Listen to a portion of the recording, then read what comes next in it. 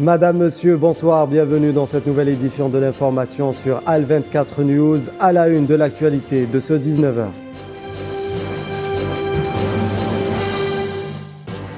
En dépit des sanctions de la CEDEAO, le Mali ne se laisse pas abattre et multiplie les actions diplomatiques en vue d'une sortie de crise sans grande perte pour le pays.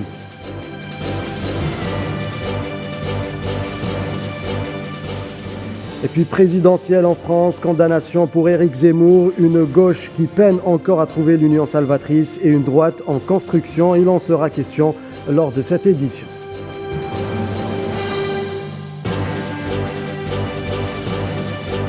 Retour sur les attentats perpétrés à Abu Dhabi, des attaques qui soulèvent plusieurs questions relatives à l'évolution de la situation sécuritaire dans le golfe arabo-persique.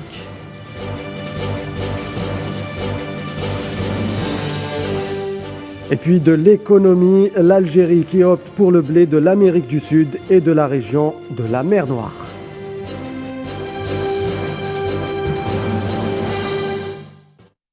Mais avant de développer les principaux titres de cette édition, en Algérie, le président de la République, Abdelmadjid Tebboune, a décidé d'instituer le 4 août, journée nationale de l'armée nationale populaire. Le chef de l'État a déclaré, je cite, « Nous continuerons avec l'appui de notre armée nationale populaire sur notre voie avec une volonté inébranlable pour permettre à l'Algérie d'occuper la place qui lui sied sur les plans régional et international. » Fin de citation. Direction le Soudan, hier lundi a été une des journées les plus sanglantes dans la répression des manifestations contre le coup de force militaire. Au moins 7 personnes ont été tuées par balle, portant ainsi à 71 le nombre de manifestants tués depuis le 25 octobre dernier. Souhila Kilal. 7 personnes ont perdu la vie lundi lors de nouvelles manifestations à Khartoum, la capitale soudanaise, selon les chiffres avancés par l'Association des docteurs soudanais, qui fait également état de très nombreux blessés. Les victimes ont été tuées par balle, portant ainsi à 71 le nombre de manifestants tués depuis le début de la mobilisation populaire après le coup de force de l'armée du 25 octobre 2021. Pour la 14e fois depuis la prise du pouvoir par les militaires, des milliers de manifestants ont bravé un quadrillage sécuritaire serré et lourdement armé en scandant des slogans anti-militaires réclamant haut et fort un retour au pouvoir civil. Pour les empêcher de s'approcher du palais présidentiel à Khartoum, les forces de l'ordre ont eu recours notamment aux grenades lacrymogènes et assourdissantes, mais ont également procédé à des tirs à balles réelles. L'Organisation des Nations Unies, qui tente d'organiser un dialogue pour relancer une transition vers la démocratie, multiplie les rencontres avec tous les acteurs du pouvoir et de la société civile, sans toutefois parvenir dans l'immédiat à obtenir un accord pour des négociations directes ou indirectes entre toutes les parties. La diplomatie américaine a annoncé lundi soir l'envoi de 2 émissaires à Khartoum, à savoir David Satterfield et la secrétaire d'État adjoint Molefi, pour demander aux forces de sécurité soudanaises de mettre fin à la violence contre les manifestants et tenter de relancer le dialogue dans le pays. Au Soudan, toujours, 3 organisations représentatives des médecins se retirent des hôpitaux de l'armée et de la police. Ils annoncent également une grève nationale pour les cas non urgents d'une durée de 3 jours dans le cadre des manifestations revendiquant un régime civil au Soudan. Annonce faite dans un communiqué commun du comité des médecins, du syndicat médical et du comité des consultants et spécialistes. Le ministère de la Santé n'a pour sa part émis aucun commentaire. Et nous vous le disions en titre, en dépit des sanctions économiques imposées par la communauté économique des États de l'Afrique de l'Ouest et l'Union économique et monétaire ouest-africaine, le Mali ne se laisse pas abattre et multiplie les actions diplomatiques en vue d'une sortie de crise sans grande perte pour le pays. Tinhinan Makassi. C'est une diplomatie rétroactive qui voit le jour au Mali. Pour faire face aux sanctions de la communauté économique des États de l'Afrique de l'Ouest et de l'Union économique et monétaire ouest-africaine. Loin de se laisser abattre par ces pénitences qui risquent de conduire le pays vers une crise économique sans précédent, le Mali cherche des solutions et multiplie les joutes diplomatiques pour ce faire. En effet, c'est une délégation de près de 6 ministres conduite par le chef de la diplomatie malienne Abdoulaye Diop qui s'est rendue lundi à Conakry, qui pour rappel connaît le même contexte politique que le Mali depuis le 5 septembre dernier. La même délégation a enchaîné mardi par une visite à Nouakchott, où elle a été reçue par le président mauritanien Mohamed Ould Ghazouani. Face à l'embargo des pays de la CEDEAO, la Mauritanie, qui ne fait pas partie de la communauté des États ouest-africains, représente un partenaire commercial de qualité pour le Mali et lui offre des avantages économiques non négligeables. La riposte malienne s'organise aussi en faisant appel aux autorités régionales et internationales, puisqu'une plainte y sera déposée pour dénoncer les sanctions de la CEDEAO, selon le Premier ministre Choguel Maïga, interviewé par la télévision nationale malienne. Cela dit, bien que le Mali refuse de se soumettre à la décision de la CEDEAO et à son embargo, qu'il qualifie d'illégal, il n'exclut pas le dialogue avec l'organisation, comme l'a affirmé le Premier ministre lors de la dite interview. Et au Burkina Faso, 6 soldats ont été tués et plusieurs terroristes neutralisés dans la semaine du 10 au 16 janvier 2022.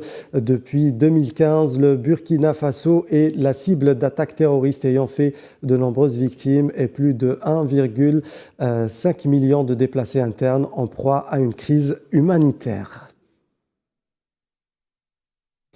En République démocratique du Congo, le nommé David Ndeye Nsabanga a été arrêté et condamné à perpétuité. Il a été appréhendé à 60 km à l'ouest de Kananga, condamné pour le meurtre de 3 personnes. L'homme était recherché par les services de sécurité depuis 2 ans.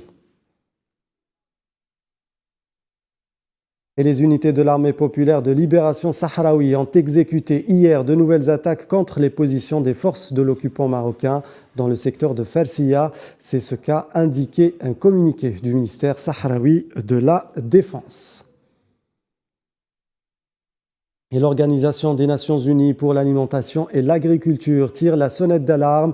Elle avertit que la Corne de l'Afrique risque de traverser l'une des pires crises alimentaires au monde d'ici à la mi-2022 en Éthiopie, au Kenya et en Somalie en particulier. Plus de 25 millions de personnes risquent de se trouver dans une situation d'insécurité alimentaire très aiguë. Les populations rurales sont confrontées à une 3e saison de sécheresse à cause du phénomène climatique La Nina. Et puis, pour clore le dossier Afrique, cette information, le sommet de l'Union africaine aura lieu les 5 et 6 février 2022 à Addis Abeba en présentiel, mais avec une participation très réduite, persistant au sein de l'Union africaine.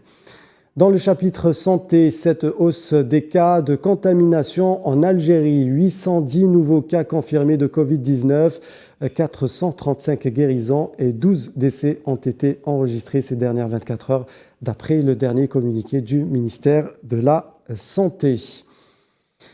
Et le World Economic Forum, qui réunit de nombreux dirigeants politiques et économiques mondiaux, se déroule du 17 au 21 janvier en ligne. Parmi les sujets abordés, le Covid-19 et notamment le nouveau variant Omicron. Est-ce que ce variant marque réellement le passage de la pandémie à l'endémie? Neila Hamouda revient sur les échanges du forum de Davos. C'est un forum de Davos pas comme les autres. Pour cette nouvelle année, le forum vibrera au rythme d'une pandémie qui a mis à mal toutes les économies mondiales. Les systèmes de santé, eux, ne sont pas en reste, dépassés par la propagation du variant Omicron, beaucoup plus contagieux que les précédents, mais moins virulent. Certains pays acceptent la prolifération du virus et renforcent la vaccination pour atteindre une immunité collective. D'autres, comme l'Espagne, se préparent à considérer le Covid-19 comme une maladie qui fera partie du quotidien, à l'instar de la grippe. La question qui se pose, est-ce que ce variant marque réellement le passage de la pandémie à l'endémie? Le principal conseiller médical du président américain a déclaré qu'il était trop tôt pour en parler. C'est une question ouverte de savoir si Omicron sera ou non le vaccin contre le virus que tout le monde espère, car de nombreux autres variants peuvent émerger. De son côté, Antonio Guterres, le secrétaire général de l'ONU, a appelé à vacciner la population mondiale pour en finir avec la pandémie. Les 2 dernières années ont démontré une vérité simple mais brutale. Si nous laissons quelqu'un de côté, nous laissons tout le monde de côté. Si nous ne parvenons pas à vacciner tout le monde, de nouveaux variants peuvent apparaître. Ils se propagent au-delà des frontières et ont de lourdes conséquences sur la vie quotidienne et sur l'économie. Antonio Guterres regrette de ne pas atteindre l'objectif escompté. Fin 2021, l'Organisation mondiale de la santé avait dévoilé une stratégie visant à vacciner 40% des personnes dans le monde avant la fin 2021 et 70% à la mi-2022. Et le Pakistan annonce avoir achevé avec succès l'essai clinique d'un médicament chinois à base de plantes pour le traitement du coronavirus, avec un taux d'efficacité de 82,67%. Le médicament serait efficace pour les cas de Covid-19 légers à modérés. Le pays a jusqu'à présent signalé plus de 1,23 million d'infections et plus de 29 000 décès depuis mars 2020. Après une bataille judiciaire de près de 2 semaines, Novak Djokovic est de retour chez lui en Serbie. Il a été accueilli par des supporters à sa sortie de l'aéroport. Le premier tournoi de tennis de l'année s'est donc ouvert ce lundi 17 janvier sans le numéro 1 mondial, vainqueur à 9 reprises à Melbourne.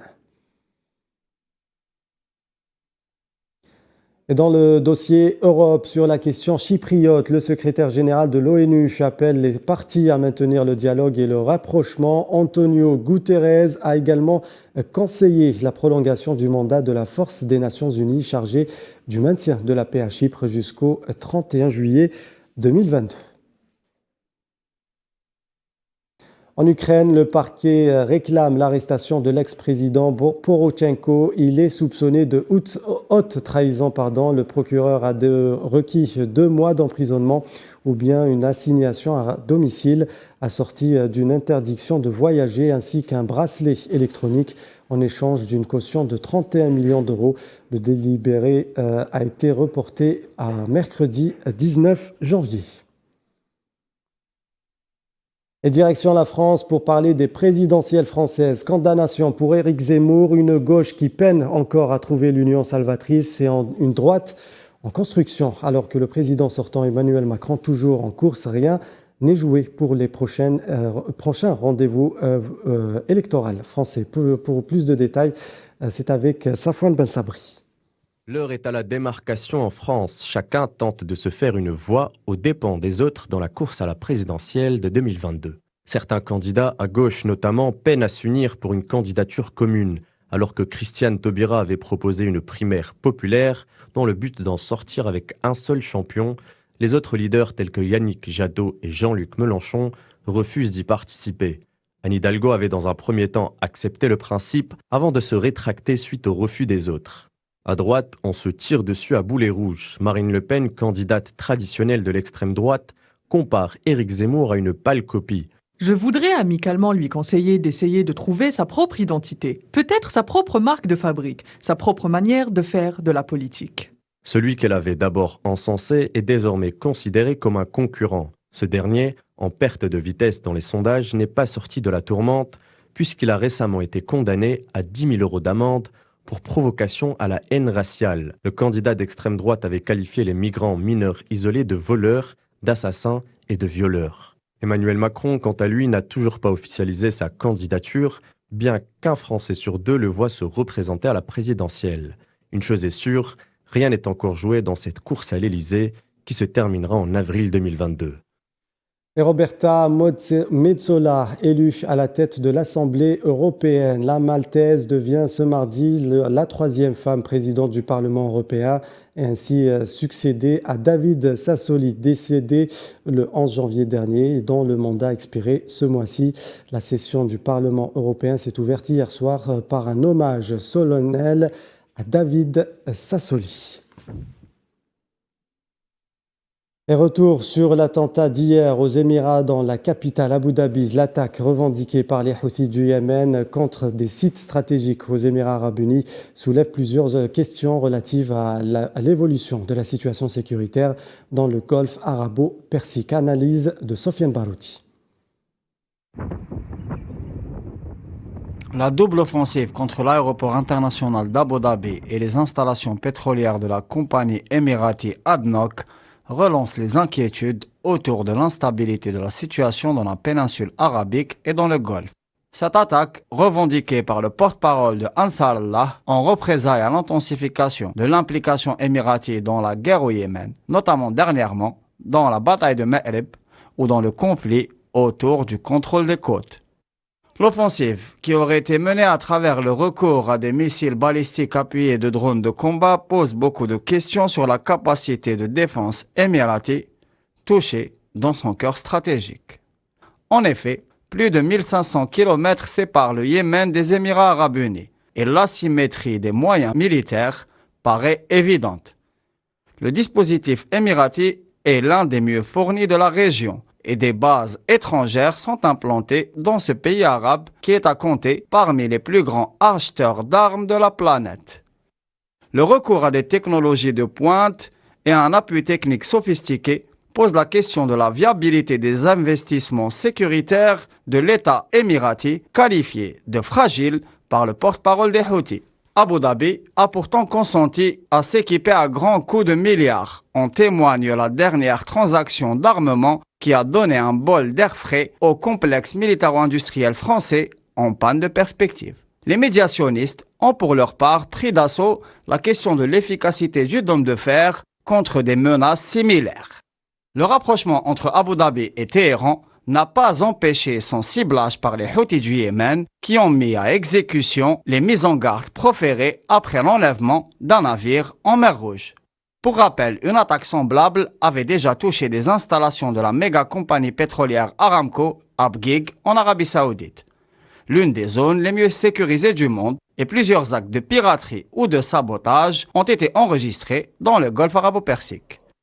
Des inquiétudes sur la stabilité du trafic maritime ont été exprimées par plusieurs acteurs internationaux et par les Nations Unies dernièrement. La guerre au Yémen dure depuis plus de 7 ans et menace désormais la stabilité, longtemps interface de l'économie émirati qui repose sur les services et le tourisme en plus de l'industrie énergétique justement ciblée à travers la société ADNOC. Et direction l'Amérique du Nord où une tempête hivernale frappe les États-Unis et le Canada. Jusqu'à 50 cm de neige ont été mesurés. Des pannes d'électricité ont été observées de la Géorgie jusqu'à New York.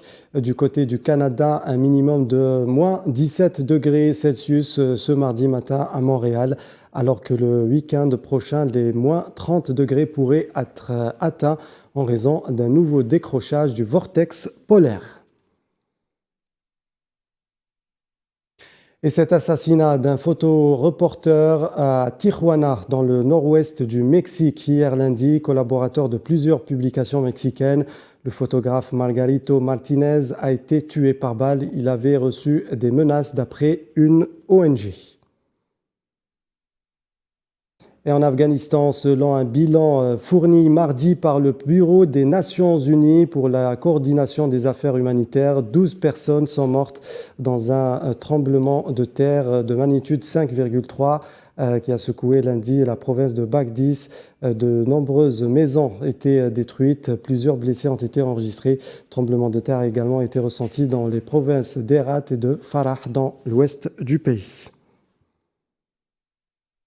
Retour en Algérie pour parler économie. L'Office algérien interprofessionnel des céréales, OAIC, a acheté récemment environ 570 000 tonnes de blé meunier qui devraient provenir principalement d'Amérique du Sud et de la région de la mer Noire. Aucune vente de blé français n'a été signalée pour cette nouvelle acquisition. Mohamed Ali Ben Chapen.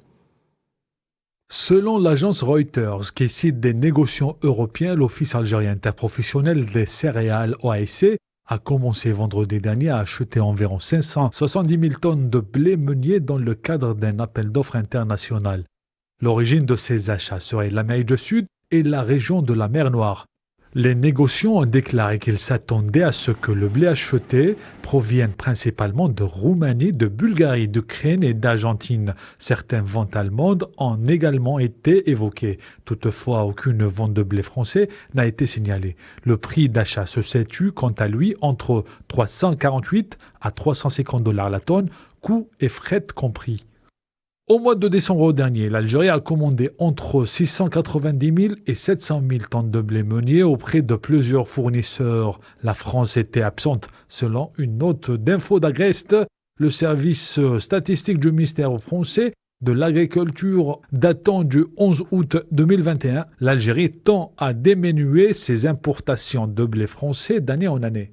L'Algérie a décidé le relèvement du prix des céréales à la production lors de la réunion du Conseil des ministres de dimanche dernier. Le prix d'achat du quintal de blé dur passe de 4 500 dinars à 6 000 dinars, celui du blé tendre de 3 500 dinars à 5 000 dinars, celui de l'orge de 2 500 dinars à 3 400 dinars et celui de l'avoine de 1 800 dinars à 3 400 dinars.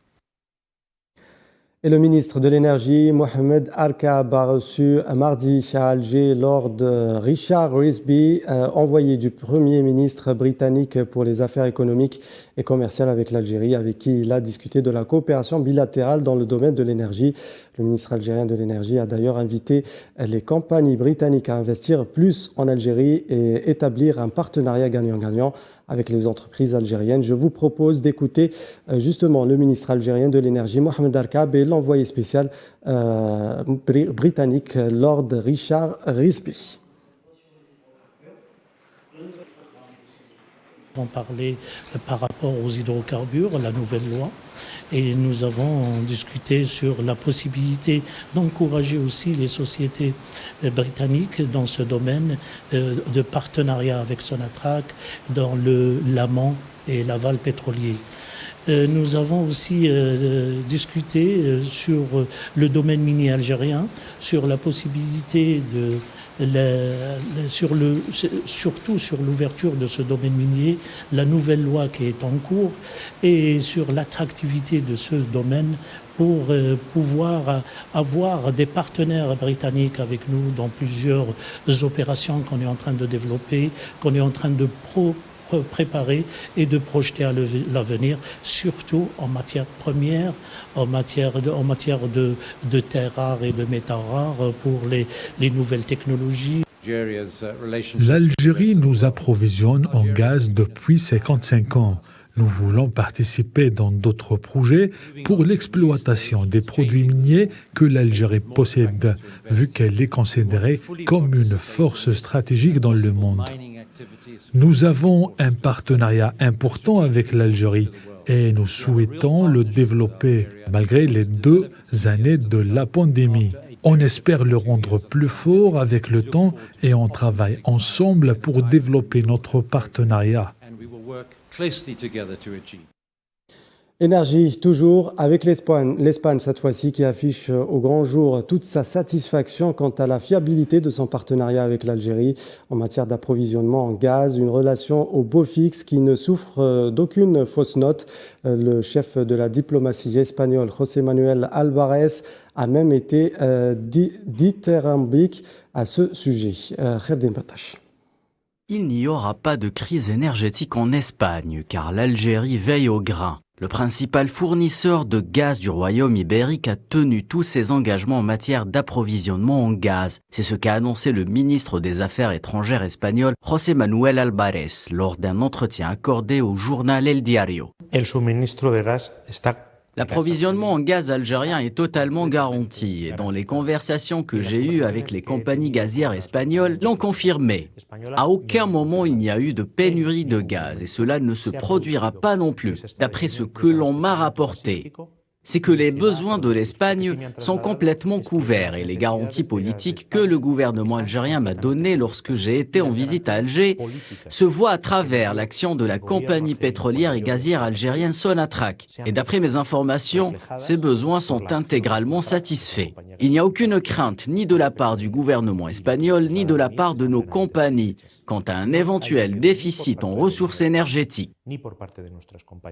L'Algérie, qui avait à maintes reprises rassuré le gouvernement espagnol quant à ses capacités d'acheminement du gaz via le gazoduc Medgaz, à la suite de la décision souveraine prise par Alger de ne pas renouveler le gazoduc Maghreb-Europe qui traverse le Maroc et dont le contrat est arrivé à échéance en novembre 2021.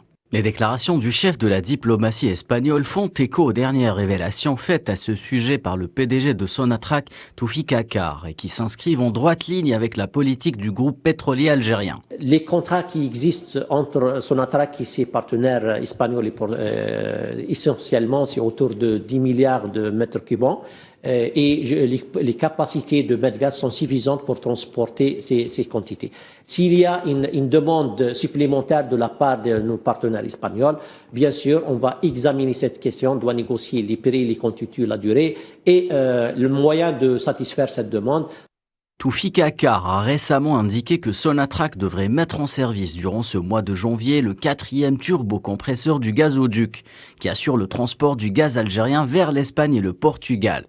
Les déclarations de José Manuel Albaraz interviennent à un moment où Madrid et Alger accordent leur violon au sujet du futur de la coopération bilatérale en matière d'énergie, qui semble ne faire l'objet d'aucune fausse note. En ayant fourni 42,7% du gaz importé par l'Espagne, l'Algérie reste le principal fournisseur de gaz de l'Espagne en 2021, selon les données d'Angas.